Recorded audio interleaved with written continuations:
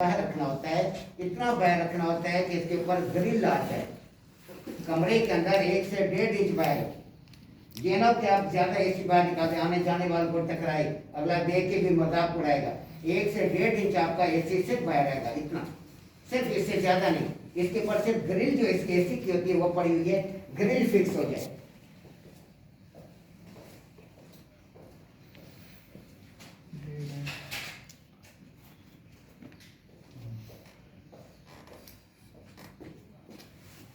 इसकी फिटिंग, इसकी सर्विस, हर चीज मैं आपको समझा दूंगा। अभी बस ये 2-4 दिन के अंदर कोर्स हमारा खत्म हो जाएगा। अभी मेन चीजें अभी चल रही हैं आप लोगों की, ये चीजें क्लियर करें। ज्यादा काम आपका फॉरन नहीं गई है जो अब शुरू हुआ है। वायरिंग तो निकल गई है, वायरिंग पर होल्ड हो। और ये अब आपके पास एसी का जो कवर आ रहा होता है वो कवर आपका फिक्स, ये एसी आपका, ये देखें, ये चीज आपके पास है टोटल, इतना एसी आपका बाहर लगता है। ये इसके ऊपर ये लगता है, बस ये दीवार ज्यादा बाहर ना हो, आते जाते टकराए ना। दूसरा भी बड़े समझदार कौम है, तो वो एसी नीचे लगवाते ही नहीं, एसी नीचे लगता ही नहीं है उनका एसी लगता है ऊपर। और विंडो वहां पर उतारना सबसे बड़ी जो मौत हमें आती है, विंडो को उतारना लगाना बहुत बड़ा इशू। क्यों इशू है? इस वजह से ऊपर उतारना बहुत बड़ा मसला है। और वहां पे कंप्रेसर, ये रोटरी कंप्रेसर नहीं है, वहां पर रेसिप्रोकेटिंग कंप्रेसर चौड़े वाले, जिसका खुद अपना वजन 30, 35, 40 के दो बंदे हैं। सीढ़ी पे अपना बैलेंस रखना है, उसके अंदर पानी होता है, पानी कमरे के अंदर ना गिरे क्योंकि नीचे कारपेट होता है, ये ख्याल रखना होता है, वरना बक बक करते हैं। वहां जितने भी फ्लैट्स हैं तमाम के अंदर आपका विंडो स्प्लिट है, अब बैन हो गया है। अब गवर्नमेंट के अंदर ने बैन करते हैं, कोई भी प्लाजा, कोई भी मकान जो भी बनेगा बड़ा वो फ्लैट्स, तो उसके अंदर विंडो स्प्लिट नहीं होगा, वो सेंट्रल एसी पे चलेंगे, सेंट्रल एसी करेंगे। अब सऊदी अरब में बैन नहीं हुआ, लेकिन इधर बैन हो गया है कि वो इंस्टॉलेशन पे पाबंदी लग गई है कि क्योंकि उसमें एसी इंस्टॉल करना बहुत बड़ा वक्त है। हो सकता है कोई हादसा हुआ हो, क्योंकि वहाँ आउटडोर गिर गया हो, गिर सकता है, कोई बंदा गिर गया हो, इस वजह से कोई मसला होता है तो गवर्नमेंट बैन कर देती है। अब जितने भी बड़े फ्लैट्स बन रहे हैं या प्लाजे बन रहे हैं तो वहाँ पर विंडो स्प्लिट नहीं इंस्टॉल होगा, सेंट्रल एसी चिलर लगेगा। अब यहाँ पर आप विंडो लगा रहे हैं, बहरीन वगैरह इन मुल्कों में, मस्कत है, सऊदी है या दुबई के साइड के जो इलाके हैं, वहाँ पर विंडो, घरों के अंदर तो विंडो है ही है, फ्लैट्स के अंदर बैन लगा है, प्लाजों के अंदर है, लेकिन फ्लैट घर तो है ना, विला तो है ना। वहाँ पर विला के अंदर जब आपने विंडो लगाना है, विंडो ऑलरेडी पहले लगा हुआ होगा। एक चीज को याद रखें, नया विंडो इंस्टॉल होने वाली बात नहीं है। जब मकान बनता है उसी टाइम अरबी होल्ड रखा लेते हैं नए विला के अंदर, वरना वहाँ तो इतनी गर्मी है, आप विंडो के बगैर या एसी के बगैर तो रह ही नहीं सकते। अरबी तो बिल्कुल रह ही नहीं सकता, हम लोग तो फिर भी फिर रहे होते हैं, वो तो बिल्कुल नहीं रहता। गाड़ी से उतरेगा, घर के अंदर दाखिल हो जाएगा, वहाँ भी वो इतने नहीं तौफीक करते कि बाहर डिग्गी खोल के हम सामान उतार लें। रात 12-1 बजे भी आते हैं, हारत बजाना शुरू कर देते हैं। खादमें सुबह से लेकर थकी होती है, रात को 12-1 बजे उस टाइम भी बैग उठाओ और उनका निकालो। उनको तो सोना हराम किया होता है इन लोगों ने, तो खुद भी बैग निकालते। इतने ही है, एक शॉपर है छोटा सा, 2-3 शॉपर है, नहीं हारन बजाएंगे, वो आएगी तो वो उठाएगी, सामान को ले जाएगी, बाकी में दिक्कत नहीं। यानी वो रुकना गवारा नहीं करते। वहाँ पर डिग्गी बंद की, आप गेट बंद किया, घर चले गए, अंदर एसी, गाड़ी से निकले, गाड़ी एसी। तो ये चीजें हम लोगों के अंदर आ चुकी हैं। अब विंडो हम लोग तो वहाँ फिरते हैं गाड़ियों के अंदर, कभी किधर फिर रहे होते हैं, क्योंकि पूरे मुल्क हम फिरते हैं। यूएई के अंदर 6-7 स्टेटें हैं, हर स्टेट के अंदर हम जा रहे होते हैं। अब यहाँ पर विंडो का आपने कवर अंदर ठोक दिया, बिल्कुल नया आपको विंडो इंस्टॉल करना पड़ा है, अब उसके अंदर विंडो ठोक दिया, विंडो लगा दिया। अब आपने क्या काम करना है, विंडो लगाते वक्त आपने इसको लगाना कैसे, 1 से 1.5 इंच आपने इसको कमरे में रखना है। उसके बाद स्टील की कीले ले लें, बेहतर रास्ता होता है कि आप स्क्रू लगाएं। स्क्रू में सेफ्टी है कि यूनिट गिर ना जाए, क्योंकि 1 इंच 1.5 इंच कमरे में है, 9 इंच दीवार में है, बाकी सारा बाहर है। तो ऐसा ना हो कि बाहर गिर जाए और कोई बड़ा हादसा हो जाए। तो इसके लिए हम क्या करते हैं, दीवार के अंदर इधर सुराख किया ड्रिल की मदद से, 2 इंच लंबा पेच लगाया। पेच लगाते वक्त, स्क्रू लगाते वक्त पहले वाशर लाजमी रखनी है कि ऐसा ना हो कि वाइब्रेशन की वजह से आपकी ये जो प्लेट है, जो कवर है बैरूनी, ये खराब हो जाए और इसमें स्पेस आ जाए, आपकी कील निकल जाए, स्क्रू निकल जाए। तो आपने यहाँ पर पहले वाशर लाजमी रखनी है। जब भी आपने स्प्लिट लगाना है या विंडो लगा रहे हैं, वाशर लाजमी रखेंगे। वाइब्रेशन की वजह से वो जगह जो है ना ऐसा ऐसा टूटती जाती है और लोहे की ये शीट यहाँ से डैमेज हो जाती है और कील से निकल जाती है। तो आपने क्या करना है, यहाँ पे आपने होल किया, यहाँ पे आपने ड्रिल से सुराख मारेंगे, फिर छत पे 2 सुराख मारेंगे, दूसरे 2 इस कोने में सुराख मारेंगे, 3 नीचे मारेंगे, नीचे 2 की बजाय हम 3 मारते हैं, सेंटर करके किधर करते हैं। इस तरह आपके 9 तकरीबन 9 पेच लगते हैं, 3 5 7 9 पेच लगते हैं आपके। तो आपके ये एसी बिल्कुल मजबूत हो जाता है। फिर आपने एसी अंदर धकेलना है, पहले कवर लगेगा, फिर अंदर एसी जाएगा। जब एसी अंदर चला गया उसके बाद ये कवर लग जाएगा। ये याद रखना, जहाँ भी जाना है एसी इंस्टॉलेशन, विंडो बहुत ज़्यादा काम है। अब विंडो को अपने इस एंगल में रखना है, अपने 1 से 1.5 इंच अपने विंडो का रखना है। विंडो को दूसरा विंडो या स्टिपलेट या सर्विस करें, एक चीज़ का क्या रखना होगा, कंधे पे से चलाना है, शोल्डर पे चलाना है। या दूसरा विंडो जब एक जगह से ऊपर छत वाली साइड पे आप सीढ़ी पे लेके जाते हैं, नंबर 1 तो लिफ्ट होती है, बातों का ऐसा होता है नया फ्लैट बना है अभी, वो आपकी लिफ्ट नहीं ऑपरेट हुई। फिर एक चीज़ का ख्याल रखना होता है, जो आपका सीनियर होता है आपको रगड़ा देता है। रगड़ा कैसे देता है, कंप्रेसर साइड खुद रख लेगा, कहेगा मैं ऊपर वाली साइड पे चलता हूँ, बटन मेरे ऊपर जाता है, आप नीचे वाली साइड पकड़ लो, नीचे वाली साइड नहीं पकड़। नीचे तो सीढ़ी वाली नीचे वाली साइड पे तो आपने रहना ही नहीं है, क्यों, सारा लोड उसने उठाया हुआ, वो तो आगे पकड़ के चल रहा है, नीचे सारे स्पोर्ट तो उसकी है जो पीछे चल रहा है। इस वजह से कभी भी गलती नहीं करनी, ये सॉरी ऊपर वाली साइड पे जाने की, नीचे वाली साइड पे ठीक है, ऊपर वाली साइड पे नहीं जाना होता। ऊपर वाली साइड पे ऐसे आप जब जा रहे हैं उसको खींच के जा रहे हैं, आपका लक फारिग हो जाएगा, लक जो है कमर जो है एक ही बार जाएंगे फारिग हो जाएंगे। शुरू में मुझे इस तरह रगड़ा दिया, तो बहुत सीनियर बंदा था, मैं समझ तो गया, कमर मेरे भी बैठी हुई थी, मैंने उसको घुमा दिया है आपके सीढ़ियों के अंदर। जब ऊपर गया ना फिर बैठा हुआ था, हाँ यार तूने मरा दिया, मैंने तो सर 2 चक्कर मैं भी लगाए हैं ना। तो ऊपर वाली साइड पे जो भी गया ना, वो क्योंकि इसमें झुक के ये सीढ़ी पीछे जा रहा है, तो उसकी लाख के ऊपर जोर आता है, नीचे वाले ने तो ऐसे उठाया हुआ है, उसके ऊपर जोर नहीं, ये ऊपर जा रहा है ना उसका बठा जोर है। कभी भी ऊपर वाली साइड पे नहीं जाना। अगर ऐसी आपको लेके जाना भी पड़ जाए, मुंडा आप शोल्डर इस्तेमाल करेंगे, लोड नहीं आएगा, कमर पे लाख पे जोर नहीं पड़ेगा, उधर भी उसका भी शोल्डर, आपका ही शोल्डर बड़ा इजीली खींची जाता। इस तरह बड़ा एसी है, कोई भी है, बड़े एसी को लेके जा रहे हैं, 1.5 टन 2 टन का है, पैकिंग के अंदर ही रहने दे, पैकिंग से बाहर ना निकाले।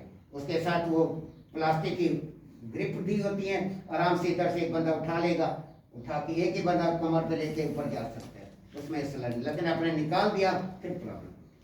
एसी को ले जाते वक्त अपने पास इतना क्या रखना है, ऊपर वाली साइड पे नहीं जाना। अगर शोल्डर पे लेके जाना फिर मसला नहीं, हाथ पे लेके जा रहे हैं ना, फिर आपका बट्टा फिर मसला बन जाएगा आपके लिए। ये इस तरीके से आपने विंडो को वहाँ पे फिट करना है, कीले मारी, विंडो अंदर घसेट दिया, उसके बाद आपने ऊपर इसकी ग्रिल लगा। अब ग्रिल को खोलेगा क्या तरीकेकार होता है ये भी आपको समझा दूँ, वहाँ पे ग्रिल का पता न चले कैसे खोलनी है। मुख्तलिफ कंपनी के मुख्तलिफ है, कोई यहाँ पर पेज दे देते हैं साइड पे, नेशनल वगैरह तक पेज दे देते हैं। कई कंपनियाँ ये जनरल है, जैसे ये कवर जो है ये पहले फिट होगा, अभी नहीं होगा क्योंकि ये टेप लगी हुई है, ये ऐसे अंदर फिट होगा क्योंकि ये जनरल लिखा हुआ है, तो हमें साफ ज़ाहिर पता चल गया ये ऐसे ही लगेगा। ये हुक के अंदर यहाँ पे हुक लगे हुए, ये लगे हुए, ये हुक के अंदर यहाँ फर्क है, इसके अंदर ये पहले ऊपर वाली साइड जाएगी, लगा के ये नीचे बैठे, और इसके अंदर पेच लगे होंगे, ये पेच आपने खोले, पेच खोलेंगे आपके ग्रिल उतर जाएगी। ये आराम से सुकून से दिमाग में जल्दबाजी में काम नहीं करना होता, ये चीज़ें ऐसी हैं जो मिलती नहीं। चलो मिल गया ना, चलो बिले है, नहीं मिलती ऐसी मत्थे लग जाता है। इस तरह सिपलेट उठाते हैं, सिपलेट के साथ ग्रिल लगी होती है, उसके फ्लिपर लगे होते हैं, वहाँ हाथ ना है, वो टूट गया प्लास्टिक है तो वो नहीं मिलता, ऐसी मत्थे लगती है। ये चीज़ें ख्याल रखनी है कि अगले कहते हैं तुम्हें एसी उठाना नहीं आता तो क्या करोगे, तुम काम क्या करोगे, तुम्हें एसी पकड़ना नहीं आता, एसी को उठाना कैसे है, ये चीज़ें आपने ख्याल रखनी है। ये थी इसकी विंडो की इंस्टॉलेशन, विंडो को आपने कैसे इंस्टॉल करना है। बाकी इसकी गैस चार्जिंग आ रही है, गैस चार्जिंग भी बहुत ईजी है।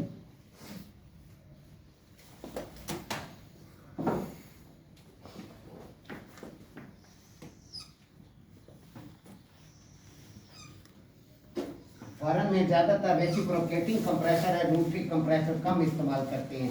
पाकिस्तान में रोटरी ज़्यादा इस्तेमाल होता है क्योंकि रेसिप्रोकेटिंग कंप्रेसर बिजली ज़्यादा लेता है, लेकिन जो एफिशिएंसी है, जो रिजल्ट है, जो कूलिंग है, वो रेसिप्रोकेटिंग कंप्रेसर। ये हैवी कंप्रेसर है, वो लो ड्यूटी कंप्रेसर है, ये हाई ड्यूटी कंप्रेसर है। तो ये फौरन गैस को सर्कुलेट करता है। ये 10 मिनट के लिए कमरे को जक मार देता है। इस वजह से अरबी लोग विंडो को ज़्यादा पसंद करते हैं, सिपरेट नहीं करते। सिपरेट बेचारा रींगता 1.5-2 घंटे बाद जाके कूलिंग करता है। विंडो को चलाने की देर है, 10-15 मिनट के अंदर कमरा जक, क्योंकि फैन बड़ा है, बिलोर बड़ा है, फौरन सर्कुलेट करता है और इसकी मोटर की स्पीड बहुत ज़्यादा है। अब यहाँ पर वही चीज़ें हैं कि इसके साथ आम तौर पर विंडो के साथ चार्जिंग लाइन नहीं आती, कि आप कहें कि इसके साथ यहाँ पर चार्जिंग लाइन होगी, जैसे अपने फ्रिज में गैस चार्ज की है, चार्जिंग लाइन नहीं आई है। अब यहाँ पर हमारे पास डिस्चार्ज लाइन है। डिस्चार्ज लाइन आपको पहले भी कई बार बताया जा चुका है। कोई भी यूनिट है, ऑटोमोबाइल एयर कंडीशनिंग है, गाड़ी की या चिल्लर, आपके पास डिस्चार्ज लाइन हमेशा कंडेंसर में जाएगी।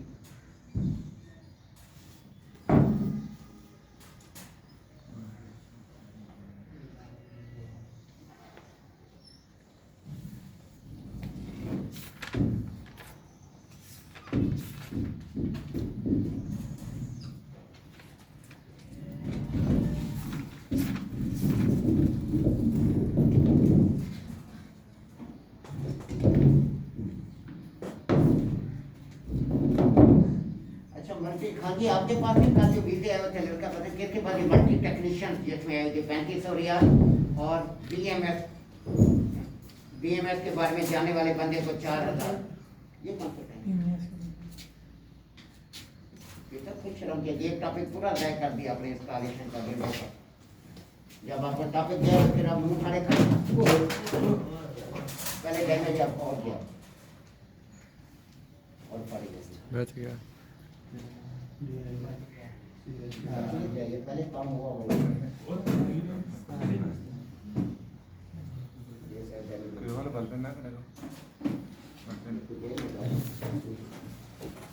कौन सा चले है किसी लड़के को दिया था, बाद में दे दीजिएगा जब पहले वो उसने मुझे डैमेज करके वापस दिए। अब पता नहीं इसका क्या दिया है, टच दिया है या पैनल दिया है। अब ये कंडेंसर जहाँ खत्म होता है उसके बाद जो लाइन शुरू होती है, इस लाइन को कहते हैं लिक्विड लाइन। लिक्विड लाइन कोई भी यूनिट है, आपकी कंडेंसर के बाद जो भी लाइन होगी वो लिक्विड लाइन होगी। आगे यहाँ पर आपका स्ट्रेनर आ जाता है। यहाँ पर स्ट्रेनर के बाद ये लिक्विड लाइन है। लिक्विड लाइन के अंदर आपका रेफ्रिजरेंट कंट्रोल लगा हुआ होता है। रेफ्रिजरेंट कंट्रोल की 6 अक़साम है। डोमेस्टिक लेवल पर fridge, deep freezer, water cooler, window AC, छोटे सिपरेट एसी में रेफ्रिजरेंट कंट्रोल हमारी कैपिलरी ट्यूब इस्तेमाल होती है। जो बड़े सिपरेट यूनिट हैं, एयर कूल्ड चिलर है, वाटर कूल्ड चिलर है, उसमें ज़्यादातर हमारे पास जो रेफ्रिजरेंट कंट्रोल इस्तेमाल होता है वो TXV है, थर्मोस्टेटिंग एक्सपेंशन वाल्व बतौर रेफ्रिजरेंट कंट्रोल इस्तेमाल होता है। बड़े लेवल पर कार एसी है तो TXV इस्तेमाल होता है। डोमेस्टिक लेवल पर हमारे पास कैपिलरी ट्यूब बतौर रेफ्रिजरेंट कंट्रोल इस्तेमाल होता है। 6 अक़साम है, ये पूछी जाती हैं क्योंकि ये मेन टॉपिक है आपके रेफ्रिजरेंट कंट्रोल का। ये रेफ्रिजरेंट कंट्रोल क्या काम करता है, गैस के ज़्यादा दबाव को कम दबाव में तब्दील करता है और साथ साथ कूलिंग कॉइल को रेफ्रिजरेंट मुहैया करता है। पहले विंडो जितने आते थे सिंगल कैपिलरी होती थी, सिंगल रेफ्रिजरेंट कंट्रोल होता था। अब जितने भी विंडो आ रहे हैं उसके अंदर सिंगल कैपिलरी वाला दौर खत्म हो गया। अब 2 कैपिलरियाँ दे रहे हैं रेफ्रिजरेंट कंट्रोल या 3 दे रहे हैं। अब 2 या 3 देने से क्या मसला हल हुआ? मसला ये हुआ कि आपका वेपरेटर शॉर्ट हो गया कि एक टर्न दे दी, एक कैपिलरी आ गई, दूसरा टर्न दे दिया इसके साथ अंदर, ये दूसरी कैपिलरी आ गई, अब तीसरा टर्न दे दिया। तो इस तरह क्या होता है, इस तरह कूलिंग जल्दी होती है, कॉइल छोटे हो गए। पहले होती थी एक कैपिलरी, पूरे वेपरेटर के अंदर कंप्रेसर को रिटर्न जल्दी नहीं मिलती थी, कंप्रेसर हीटअप होते थे और गैस भी ज़्यादा चार्ज होती थी। अब क्या है, अब वेपरेटर छोटे कर दिए हैं जिसकी वजह से गैस कम चार्ज हो रही है और कंप्रेसर को रिटर्न फौरन मिल रही है। कंप्रेसर फौरन ठंडे हो जाते हैं, हीटअप नहीं होते, वरना पहले वाले कंप्रेसर हीटअप होते थे। अब 2-2, 3-3 कैपिलरियाँ डाल दिए इन्होंने।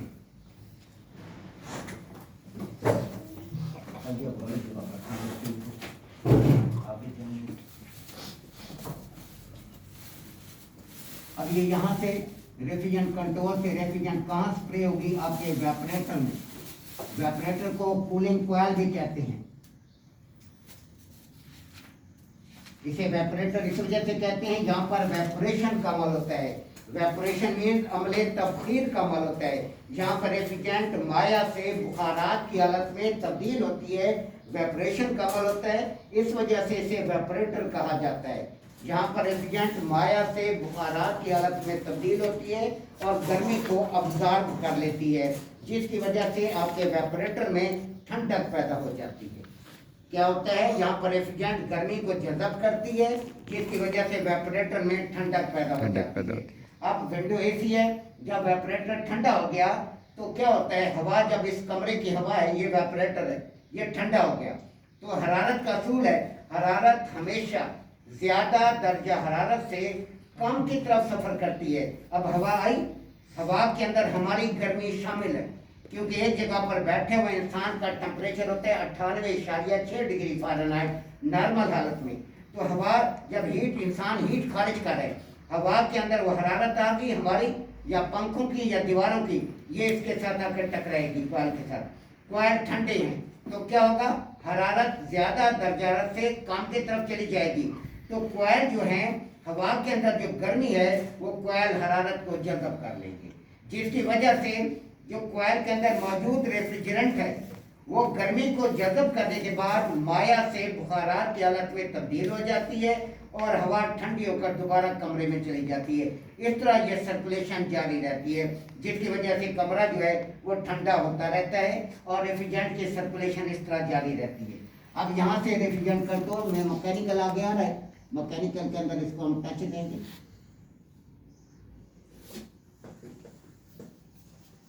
ये वापस सेक्शन लाइन आ गई।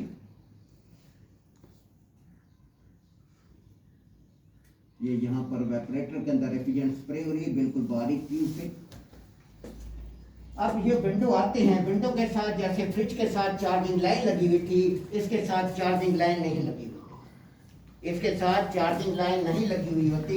इसके साथ आपको क्या करना होता है? चार्जिंग लाइन लगानी होती है। चार्जिंग लाइन लगाने का क्या तरीकेकार होता है?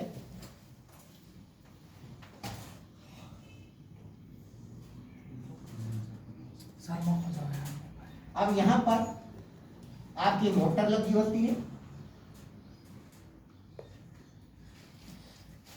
अब मोटर के अंदर, मोटर की फिटिंग में सारी समझा चुका हूँ, लेकिन न्यू स्टूडेंट्स अंदर बैठे हुए, थोड़ा सा मैं इस पर टच दे देता हूँ कि मोटर के अंदर दो शाफ्टें निकली होती है। एक तरफ शाफ्ट बड़ी होगी और दूसरी तरफ शाफ्ट आपकी छोटी होगी। जिस तरफ शाफ्ट छोटी होगी ये साइड इवेपोरेटर साइड पर आएगी, जिस तरफ शाफ्ट बड़ी है ये साइड कंडेंसर साइड पर आएगी। इसके ऊपर प्रोपेलर फैन होगा, परू वाला पंखा होगा, जिसे हम एक्सियल फैन भी कहते हैं।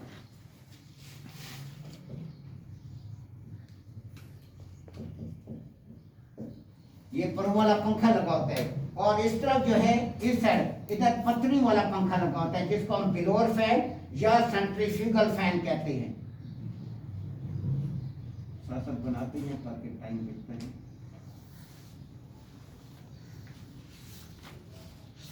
इधर शाफ्ट छोटी होगी, इवेपोरेटर साइड पर हमेशा शाफ्ट छोटी होती है, और इधर परो वाला पंखा, पतली वाला पंखा लगा होता है।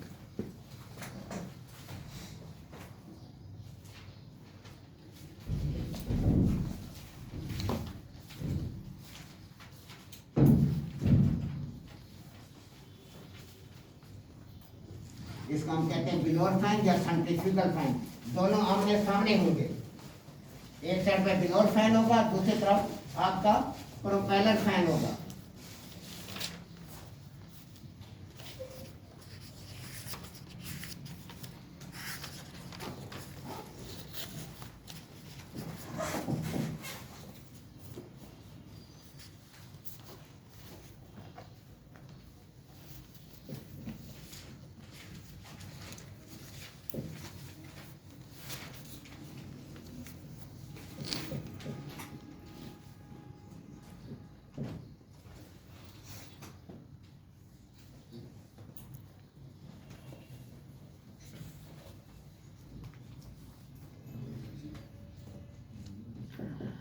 Force fins and tube type evaporator, इसका प्रॉपर नाम।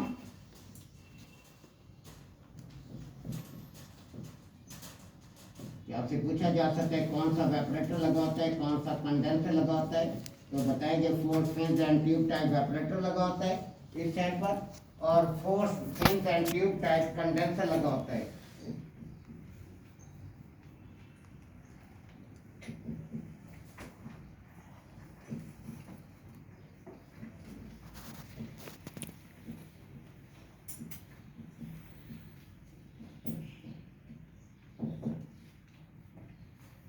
ये इधर हमारे पास फैन मोटर लगी होती है।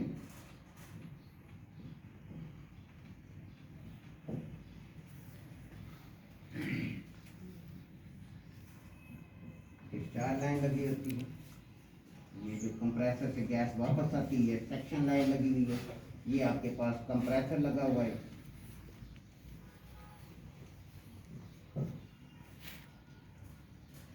ये स्ट्रेनर लगा हुआ है। विंडो एसी के अंदर ड्रायर नहीं होता, ये स्ट्रेनर लगा होगा। ये रेफ्रिजरेंट कंट्रोल कैपिलरी ट्यूब लगी होगी। रेफ्रिजरेंट कंट्रोल इसको हमारे पास विंडो एसी में पूछा जाता है कि रेफ्रिजरेंट कंट्रोल का क्या नाम है। विंडो में, रेफ्रिजरेंट में, फ्रिज में, तो छोटे विंडो और छोटे फ्रिज में तो ये हमारे पास जो रेफ्रिजरेंट कंट्रोल है वो कैपिलरी ट्यूब होती है। 1 टन का, 1.5 टन का, 2 टन का, 3 टन का आपके पास स्प्लिट एसी है तो रेफ्रिजरेंट कंट्रोल कैपिलरी ट्यूब होगा।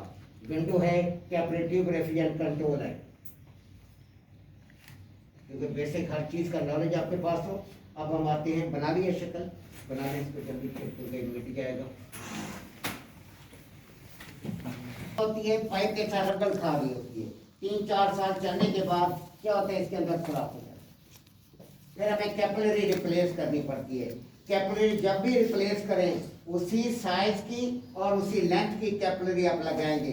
अगर आपने बड़ी छोटी कैपिलरी लगा दी आपका यूनिट काम ही नहीं करेगा, आपके लिए मुसीबत खड़ी कर देगा। कैपिलरी तब्दील करते वक्त अभी ये मद्देनजर रखना है जिस साइज की पहले लगी हुई है उसी साइज की मैंने लगानी है।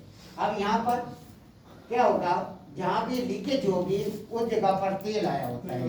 हाँ जी, विंडो कूलिंग नहीं कर रहा, हमारे जहन में आइडिया तो होता है कहाँ लीक हो सकती है, कहाँ लीकेज आती है। कैपिलरी ट्यूब के इश्यूज आते हैं, कैपिलरी ट्यूब लीकेज हो सकती है। अगर पाइप गल गए हैं, साइडों के अंदर जोड़ होते हैं, यू बने होते हैं। ये जो पाइप जा रहा है ना, यहाँ पर यू बन के जोड़ लगा हुआ है, गंडिंग हुई हुई है। इस यू के अंदर हो सकता है पाइप गल गया हो तो यहाँ यू के अंदर लीकेज आ सकती है।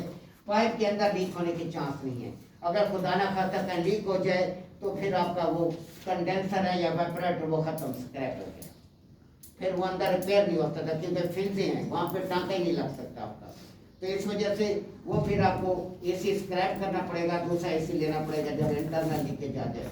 वरना ऐसा इशू बहुत कम है, कोई हजारों में से कोई एक आधा कोई हो सकता है आ जाए। बस सूरत दिगर ओपन या जोड़ लीक हो जाता है या कैपिलरी लीक या कोई ठोकर लगी है, कोई लैंड डैमेज हो गई। वरना लीकेज के विंडो के अंदर बहुत कम इश्यूज है कि सिंपल लीकेज जहाँ भी आती है वहाँ पर आपको ऑयल नजर आ जाएगा, तेल नजर आ जाएगा। जहाँ तेल आया हुआ है और वो जगह ब्लैक हो जाती है क्योंकि उसके ऊपर, तेल के ऊपर जब हवा टकराती है, हवा में कार्बन होती है, वो जगह खाली। अब आपके लीकेज मालूम करने के लिए क्या करें, गैस का प्रेशर दे दें या थोड़ा सा नाइट्रोजन का प्रेशर दे दें या एयर का प्रेशर देकर आप लीकेज को ट्रेस करें कि कहाँ लीकेज है। जहाँ पे झाग वो तेल आया होता है उस जगह पर हम झाग लगाते हैं, झाग लगाकर बबल नजर आ जाते हैं तो इसका मतलब है यहाँ लीकेज है। फिर हम प्रेशर निकाल देंगे, प्रेशर निकालने के बाद उस जगह पर हम रगड़ाई करेंगे ताकि तेल का असर यहाँ खत्म हो। फिर हम यहाँ पर टाँका लगा देंगे। फिर अगला हमारे पास क्या होता है, अगला प्रोसेस हमारे पास होते है वैक्यूम करना। वैक्यूम करने के बाद हम गैस को चार्ज करते, ठीक हो।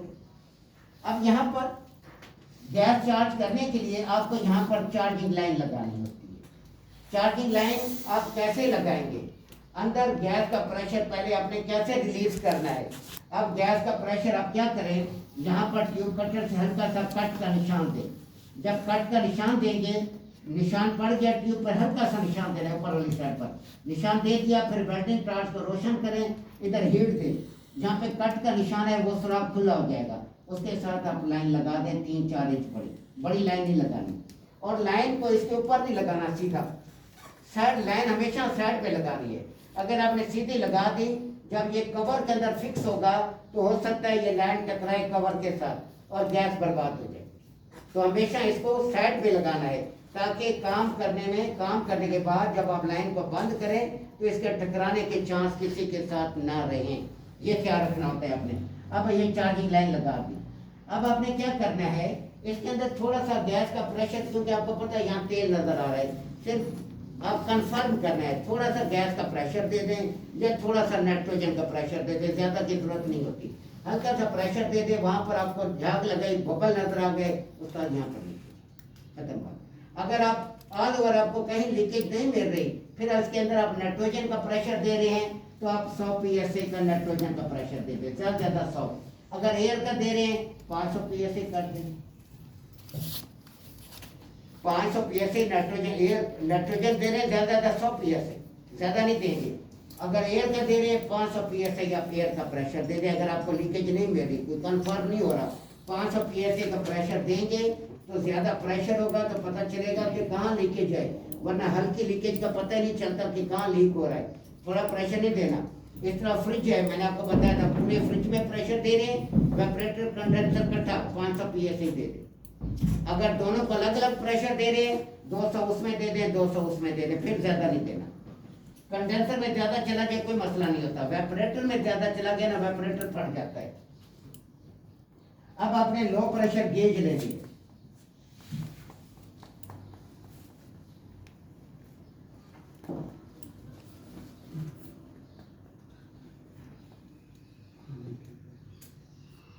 ये विंडो ऐसी हीट एंड कूल भी होते हैं, ध्यान में रखना, ये ना कि सिर्फ कूलिंग है, हीट एंड कूल भी होते हैं ये।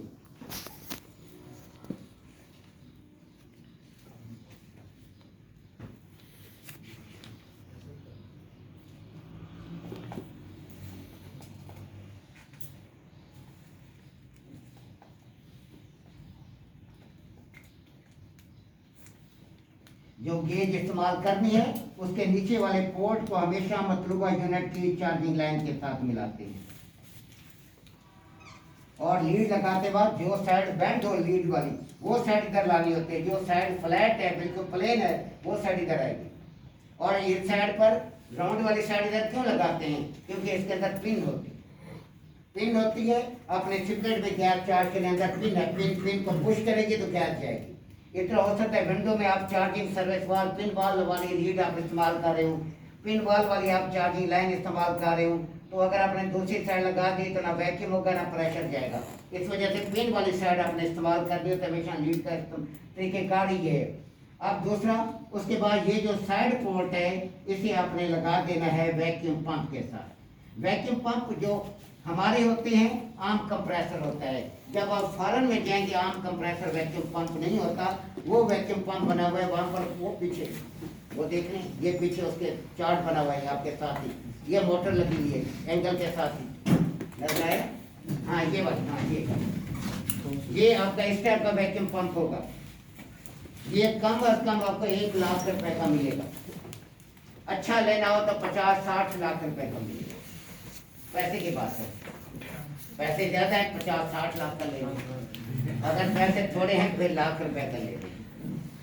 बड़ी शहरों के अंदर हमारे पास ऐवान सदर के अंदर, या भी मैंने बात की ऐवान सदर के अंदर जो हमारे पास पंप है वो तब तकरीबन 50-60 लाख रुपए, क्योंकि बड़े लेवल के अंदर जो वैक्यूम पंप होते हैं तो वहाँ बैठा नहीं जाते, इतना बड़ा चिलर है तो ये कंप्रेसर तो वैक्यूम कर ही नहीं सकता, ना ये कर सकते हैं। इतनी बड़ी लाइनों में कहाँ से वैक्यूम होगा, उसके लिए हैवी वैक्यूम पंप इस्तेमाल होती है, बहुत बड़ी बलाएँ इस्तेमाल होती हैं। सावधानी सिस्टम में वैक्यूम करना है, सुबह से शाम तक तो नहीं बैठ सकते, सिस्टम को चलाना होता है। ऐसा वैक्यूम पंप होता है जो आधे घंटे के अंदर इतने बड़े चिलर को वैक्यूम कर देता है, अंदर से पूरी एयर निकाल देता है।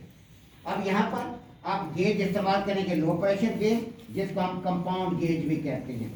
कंपाउंड गेज क्यों कहते हैं, क्योंकि गेज के अंदर 2 रीडिंग्स हैं, एक वैक्यूम रीडिंग और दूसरी प्रेशर रीडिंग। 0 से नीचे जो रीडिंग है ये वैक्यूम रीडिंग है, ये इंचेस ऑफ मर्क्यूरी में होती है, इसे GH से जाहिर किया जाता है। 0 से नीचे 30 तक जो रीडिंग है ये वैक्यूम रीडिंग है, खला की रीडिंग है कि सिस्टम के अंदर खला पैदा हो रहा है।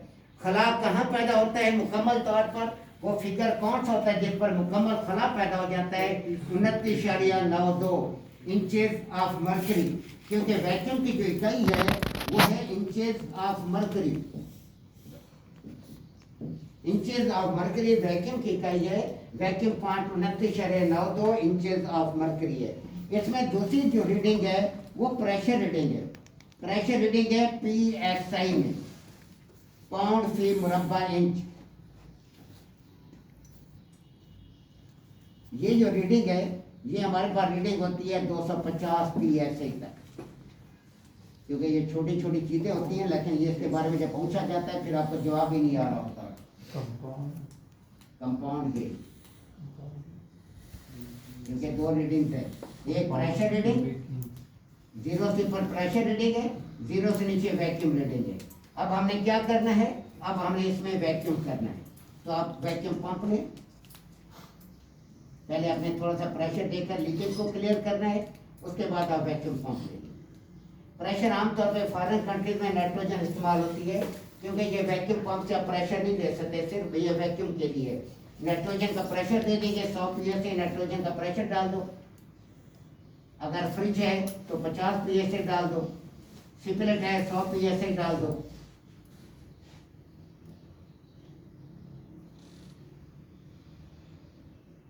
आपने चार्जिंग भी लगा दी इसके साथ, वैक्यूम के साथ। एक साइड वैक्यूम पंप की आपकी बंद होगी। अब आपने वैक्यूम पंप को आपने ऑन कर दिया।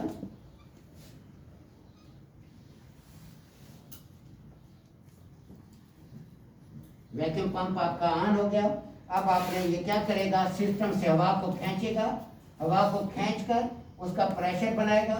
प्रेशर बनाकर इस हवा को डिस्चार्ज लाइन से बाहर खारिज करना शुरू कर देगा। जब पूरे सिस्टम से एयर निकल जाएगी तो गेज की सुई हमारी जाहिर करेगी 29.92 इंचेस ऑफ मर्करी। अगर क्या होगा, अगर ये गेज सही है तो 29.92 पर जाएगी। अगर गेज सुई सही नहीं है, अक्सर का हमारी गेजें खराब होती हैं, सुई 10 पे रुक सकती है, 20 पर रुक सकती है। अब आप ये कहेंगे वैक्यूम नहीं हो रहा, फिर हम इसको मद्देनजर रखते हैं। डिस्चार्ज लाइन से जब एयर निकलना बंद हो जाए, समझे यूनिट के अंदर वैक्यूम मुकम्मल हो गया है। यूनिट के अंदर वैक्यूम मुकम्मल हो गया है। जब गेज आपकी सुई 20 पे रुक गई है, रुकी हुई है, अब इधर आप चेक करते हैं इधर से एयर नहीं आ रही, इसका मतलब है वैक्यूम हो गया। वैक्यूम के वक्त अपने यूनिट के पास बैठना होता है, हिलना नहीं होता। अब आप चिलर में वैक्यूम कर रहे हैं या फ्रिज में या डीप फ्रीज है या वाटर कूलर में, क्यों? खुदा न खास्ता आपका कंप्रेसर बंद हो जाए, खुदा न खास्ता बिजली चली जाए तो अंदर वैक्यूम हो गया। तो एकदम जैसे ही यूनिट बंद होगा ये अंदर एयर खींचेगा, एयर खींचेगा, आपका यूनिट सारा सत्यानाश होकर रह जाएगा। जैसे बिजली जाती है एकदम आप साथ बैठे हैं, फौरन बाल को बंद कर दें ताकि अंदर एयर ना जाए, हवा में जो मॉइस्चर है वो अंदर ना जाए। एयर का मसला नहीं, हवा में मॉइस्चर होता है, नमी होती है, पानी के बुखारात होते हैं, वो सिस्टम का सत्यानाश करते हैं। इस वजह से जब भी आप वैक्यूम करें, वैक्यूम पंप के पास बैठना होता है। कम पंप आपका बंद हो सकता है, बिजली जा सकती है, कुछ और इश्यू आ सकता है, फौरन अपने पंप को बंद कर, वाल्व को बंद कर। अब वैक्यूम आपने मुकम्मल कर लिया। अब आपने वैक्यूम जब मुकम्मल हो जाएगा, इधर से एयर आना बंद हो जाएगी। अगर गेज सही है तो 29.92 पर आ जाएगी, यानी 30 पर आ जाएगी। अब आपने क्या करना है, आपने पहले गेज के वाल्व को बंद करना है। वैक्यूम जब मुकम्मल हो जाए तो आप गेज के वाल्व को बंद कर देंगे। गेज का वाल्व आपका बंद हो गया। बंद हो गया तो उसके बाद आप वेट करें थोड़ी देर कि आपकी सुई 30 पर रुकी हुई है, तो इसका मतलब है कि आपके सिस्टम में हवा बिल्कुल नहीं है, क्योंकि ये वो पॉइंट है 29.92 जहाँ पर खला पैदा हो जाते हैं, हवा का जरा बराबर भी नहीं रहता। तो ये अंदर खला पैदा हो चुका है। अभी आपको पहले मैंने बताया था हवा का दबाव ज्यादा दबाव से कम की तरफ जाता है, तो ऐसी सूरत के अंदर अगर कहीं भी बाल बराबर लीकेज होगी तो हवा अंदर दाखिल हो जाएगी। हवा अंदर दाखिल हो जाएगी तो आपके वैक्यूम को तोड़ देगी। साफ जाहिर है ये सुई 29.92 उस सूरत में हुई है जब अंदर एयर खत्म हो गई है। जब अंदर एयर दाखिल हो जाएगी तो आपका ये वैक्यूम टूट जाएगा, सुई उस प्रेशर को जाहिर करने लग जाएगी जो इसके अंदर दाखिल हो गया है, वैक्यूम ब्रेक हो गया। जब भी आपने किसी भी यूनिट में आप गैस चार्ज कर रहे हैं, पहले आपको होल्ड लाजमी करना था, वैक्यूम कर लिया, गैस भी चार्ज कर ली। अब 15 मिनट 20 मिनट आधा घंटा होल्ड करें। ऐसा ना हो कि गैस डाल दें, पता चले महीने 15 दिन बाद गैस ही खत्म हो गई है, फिर बेइज्जती, फिर मसला ही खराब हो गया। अच्छी खासी बेइज्जती होती है। तो इस वजह से आपने उस मसले से बचने के लिए आपने वैक्यूम किया, वैक्यूम को स्टैंड रखें। अगर सुई ऊपर चली जाती है इसका मतलब है उस्ताद के लीकेज, वैक्यूम आपका टूट गया।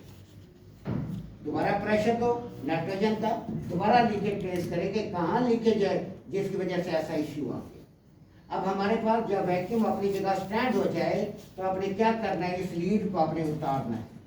कंप्रेसर से जब लीड को उतारेंगे पहले अपने गेज का वाल्व बंद करना है, हर चीज को ध्यान में रखते हैं। गेज का वाल्व बंद करना है, उसके बाद अपने वैक्यूम पंप को बंद करना है। पहले वैक्यूम पंप बंद नहीं करना, पहले गेज का वाल्व बंद फिर वैक्यूम पंप बंद। अब लीड उतारेंगे, लीड जैसे उतारेंगे इस लीड के अंदर वैक्यूम था, जब तक एयर अंदर जाएगी एयर यहाँ रुक जाएगी, क्यों आगे वाल्व बंद है। अब आपने वैक्यूम पंप की जगह जहाँ पर अगर आम एसी है तो इसके अंदर R22 गैस डलेगी, अगर इन्वर्टर विंडो है तो उसके अंदर 410 गैस डलेगी। 410 अगर आपने डालनी है तो 120 से 130 PSA डलेगी। अगर आपने 22 डालनी है फिर 60 से 65 PSA डलेगी। अब सख्त गर्मी में अगर मौसम ठंडा है फिर गैस का प्रेशर कम चार्ज होगा। R22 का आप सिलेंडर ले लें।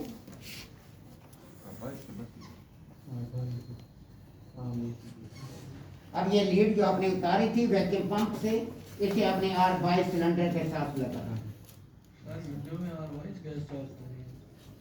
अब विंडो के वाल को आपने R22 के वाल को आपने खोलना है।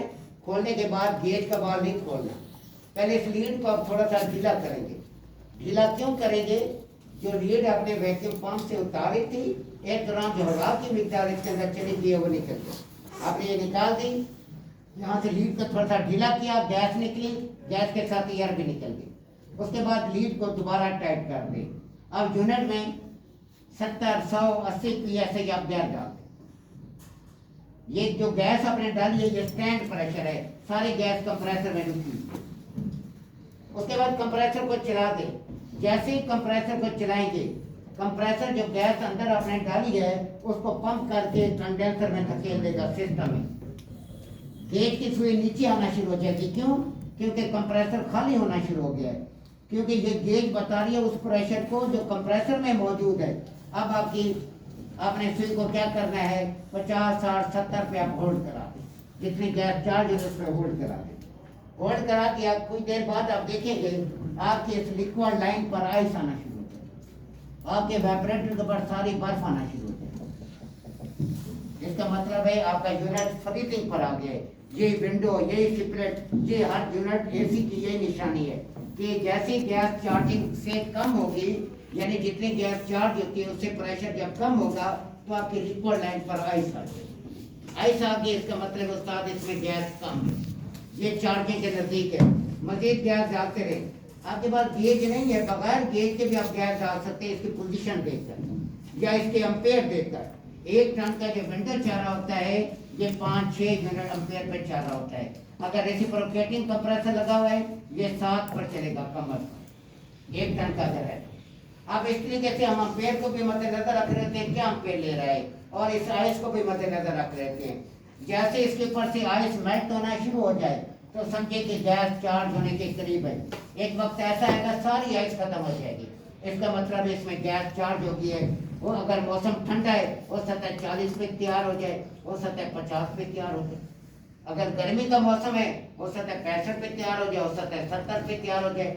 वरना नॉर्मल प्रेशर इसका 60 से 65 PSI और बाइक जहाँ भी चार्ज होगी इसका चार्जिंग प्रेशर ये 60 से 65 ही रहेगा गर्मी का मौसम में। यूनिट बड़ा हो सकता है, चिलर बड़ा हो सकता है, गैस सिलेंडर में गैस के वेट में फर्क आ सकता है, लेकिन चार्जिंग प्रेशर सेम रहते हैं। अब एक विंडो है जिसमें 1 किलो गैस डाली है, एक चिलर है जो इतना बड़ा है जिसमें 100 सिलेंडर डाल गए, लेकिन चार्जिंग प्रेशर कितना होगा, 60 से 65 ही होगा। चार्जिंग प्रेशर में फर्क नहीं है। ये आपने मद्देनजर रखना है कि क्योंकि उसका साइकिल बड़ा है, सिस्टम बड़ा है, उसमें 100 सिलेंडर डाल गए। विंडो का सिस्टम छोटा है, इसमें 1 किलो गैस है। ये चीजें आपने मद्देनजर रखनी है कि चार्जिंग प्रेशर में फर्क नहीं आता, चार्जिंग प्रेशर सेम रहेगा। अब मौसम ठंडा है, आपकी लिक्विड लाइन पर आइस खत्म हो गई, इसका मतलब है गैस 50 psi पर एसी तैयार हो गया। जब ये गर्मी आएगी, सर्दी में आपने गैस चार्ज की, गैस लिक्विड फॉर्म दी है, माया है। जब गर्मी में यही गैस आपकी बुखारात बन जाएगी तो प्रेशर आपका ऑटोमेटिक तौर पर 60 से 65-70 psi बन। अगर आपने गैस 60 से 65 ऐसे बेतुकी डाल दी तो सर्दी में चल जाएगा, लेकिन जैसे गर्मी आएगी आपका एसी गड़बड़ करेगा। क्यों? गैस ओवर होगी, कंप्रेसर पे लोड आएगा, कंप्रेसर आपका ट्रिप करेगा। ये चीजें आपने मद्देनजर रखनी होती है जब आप काम कर रहे होते हैं कि ऐसी गलती ना हो जिसकी वजह से बाद में खमीजा भुगतना पड़े, बंदे को खराब होना पड़े। अब आपने गैस जब आइस मेल्ट हो गई, समझे कि गैस चार्ज होगी। यही चीज सिपलेट के अंदर भी यही चीज है। जिसको विंडो में गैस चार्ज करना आ गई वो सिपलेट में आराम से कर सकता है, सिपलेट इससे भी ज्यादा आसान है। अब गैस चार्ज होने के बाद एसी चल रहा है, आपने अगर चार्जिंग पिन वहां लगा हुआ है, एसी की चालू हालत के अंदर आप लीड को उतार दें, बंद हालत में नहीं उतारना। बंद हालत में यहाँ पे प्रेशर चला जाएगा 300-350 psi, तो गैस बहुत ज्यादा बर्बाद होगी। चल रहा है, यहाँ पे प्रेशर हमारा चल रहा है 50-60 psi, तो आराम से लीड उतर जाएगी, गैस नहीं तैयार होगी। हमेशा एसी के अंदर जब भी लीड उतारेंगे या लगाएंगे, चालू हालत में लगाएंगे ताकि प्रेशर कम हो, यहाँ पे गैस कम बर्बाद हो। इस तरीके से ये स्टैंड प्रेशर है 300 से 350, इसका स्टैंड प्रेशर रहता है गर्मी के मौसम में। इस मौसम में रहेगा तकरीबन 150-200 psi। गैस चार्ज अगर आपने यहाँ पे चार्जिंग पिन वाली लीड नहीं, लाइन नहीं लगाई, चार्जिंग पिन इसमें नहीं है, तो आपको फिर यहाँ पर पंच करना पड़ेगा। यहाँ पर पंचिंग प्लायर लेंगे, पंचिंग प्लायर से आपने लाइन को पंच कर देना। पंच कर दिया, उसके बाद आगे 1 इंच का फासला देकर ट्यूब को काट दें, काट कर यहाँ पर आप टाँका लगा दें।